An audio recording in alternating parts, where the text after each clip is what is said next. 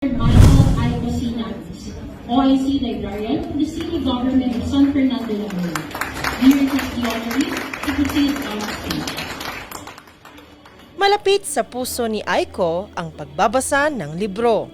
2002 nang magsimula siya bilang isang city library staff sa lungsod ng San Fernando, La Union.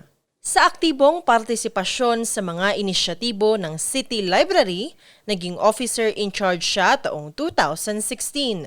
I love being an officer in charge of the city library because I find pleasure in being part of the unique sense of comfort that library provides, and it's my passion to serve the community and to love books.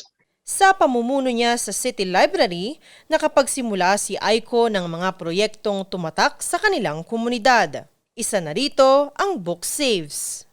Naka-incorporate po doon yung book saves in isolation, book saves in the Bakuna program, book saves in PDL, in person deprived of liberty, book save in NASUDI, which is the violence against women and children. Doon po, naka-incorporate po lahat yung program namin sa book saves. Marso taong 2020 nang simulan ni Aiko ang Book Saves. Bilang librarian, tiniyak din ng kanyang team na maayos ang mga barangay reading centers ng lungsod at lahat ng bata ay may libro. Upang makatulong sa vaccination rollout ng lungsod, inilunsad ni Aiko ang Bakuna Libro Program kung saan alok nito ang mga libreng libro sa mga nabakunahan. Dahil dito, ilang mga organisasyon ang kumilala sa kanyang dedikasyon sa trabaho.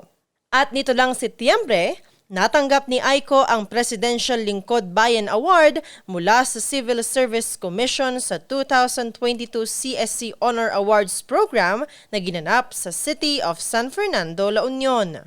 So far siguro ang points natin is yung best practices po natin dito sa City Library of San Fernando, La Union na may impact po, hindi lang po dito sa City Library, may impact po sa lahat po ng mga tao. Of course, nakaka-proud and mas lalong binuboost po ang aking sarili na mas lalo po pang pagbubutihin at paglilingkuran ng ating mamamayan. Bukod pa rito, nakatanggap din siya ng Gantimpala Agad Award mula sa Mamamayan Muna Aksyon Agad para sa Taong Bayan na programa ng Civil Service Commission. Ito'y sa kanyang pagtulong sa kasagsagan ng COVID-19 pandemic. Hangad ni Aiko na hindi mawala ang pagpapahalaga sa pagkatuto.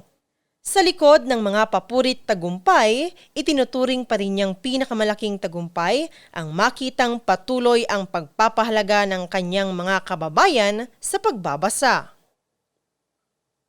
Sofia Pagaduan para sa Luzon Headlines.